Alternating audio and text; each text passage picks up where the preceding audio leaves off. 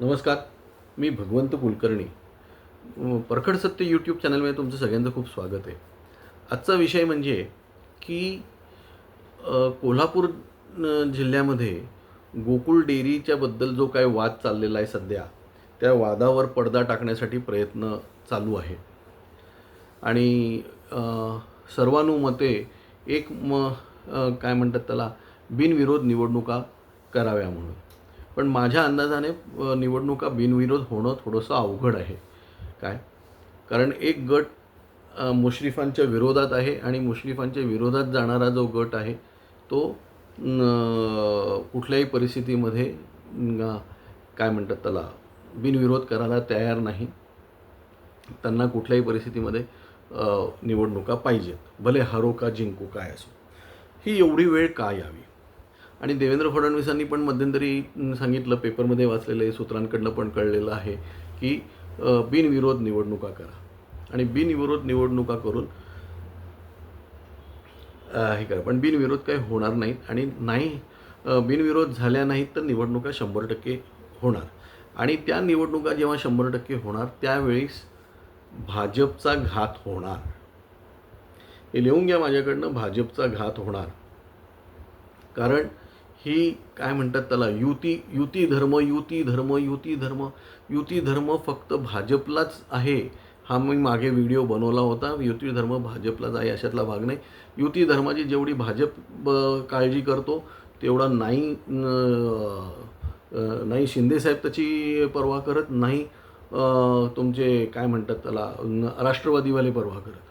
अजितदादा असतानाची गोष्ट वेगळी होती. काय पण आज गोकुळमध्ये जी काही मक्तेदारी चालू आहे ती मुश्रीफांची चालू आहे. आणि मुश्रीफ तिथे अक्षरशः जिहाद करत आहेत.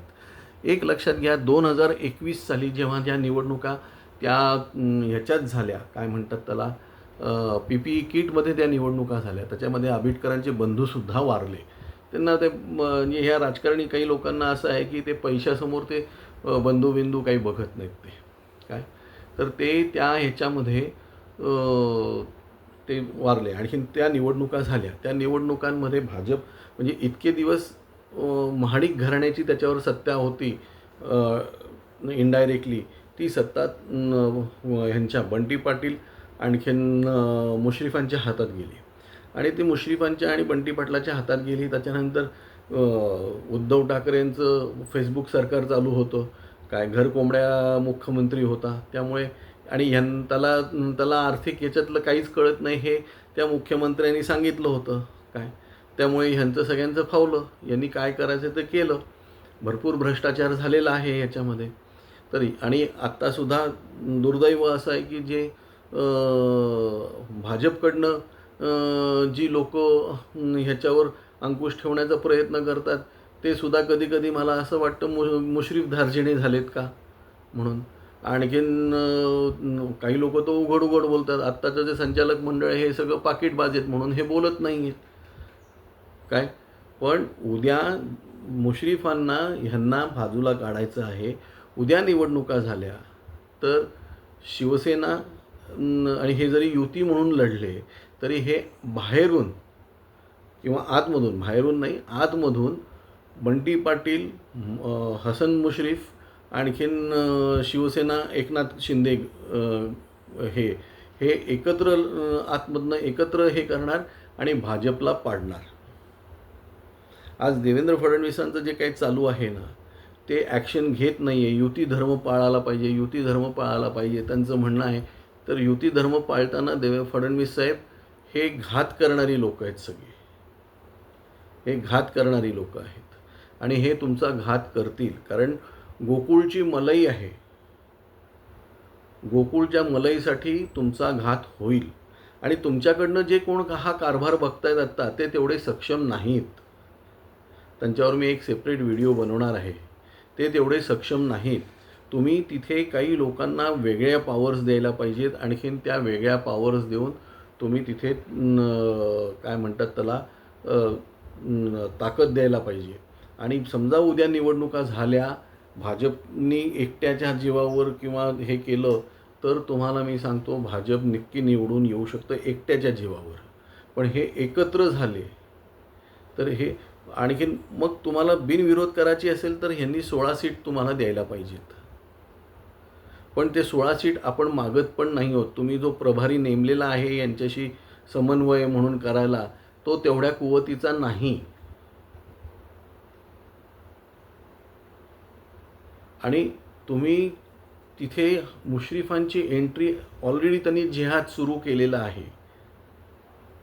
अहो हे हलाल हलाल हां हलाल गोकुळच्या हलालावर सुद्धा मी एक वेगळा व्हिडिओ बनवणार आहे. आज त्याच्यावर हे नाही आहे काय, कारण मी परवाच कोल्हापूरहून आलेलो आहे. मला कोल्हापूरमध्ये बरीच माहिती मिळालेली आहे ह्या संदर्भामध्ये. पण हे गाई कापणारी लोकं, गोठा म्हणून म्हशी दाखवून मागच्या बाजूला गाई चा कत्तलखाना चालवणारी लोकं, ही लोकं गोकुळचं काय बघणार आहेत? आणि का तुम्हाला ते पाहिजेत तिथे? म्हणजे आज मी असं ऐकलेलं आहे की गोकुळमध्ये नोकरी लावायला 16-16 लाख रुपये घेतले जातात. तुम्हालाही माहिती आहे की कोणी किती भ्रष्टाचार केलेला आहे.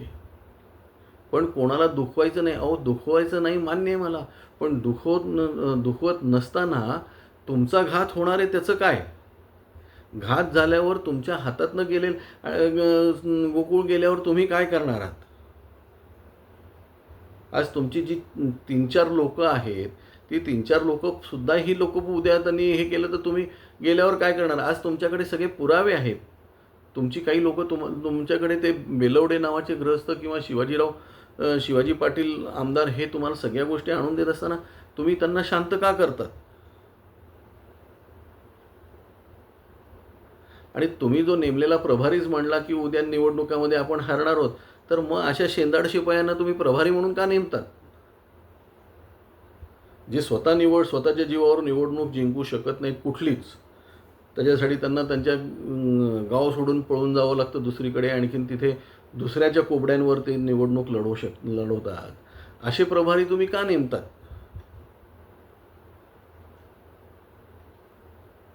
की जे सांगतात मला राजकारणातलं खूप कळतं वगैरे. ज्याला राजकारणातलं कळतं तो कधी असं बिंबीच्या देठापासून कोणी सांगत नाही की बाबा मला राजकारणातलं कळतं. शरद पवारांना माझ्या दृष्टीने राजकारणातलं सगळ्यात जास्त कळतं. कधी शरद पवार म्हणतात मला राजकारणातलं कळतं म्हणून? तर माझं म्हणणं असं आहे की उद्या तुम्ही हे समजा केलं तर युती म्हणून तुम्ही लढलात, तुमचा घात होणार, भाजपचा घात होणार. हे गोकुळच्या भाजपवाल्या लोकांनी हे लक्षात ठेवावं. मुश्रीफ, एकनाथ शिंदे आणि बंटी पाटील हे एक होणार आतून, आणखीन हे तुम्हाला पाडणार. आज एवढंच. धन्यवाद.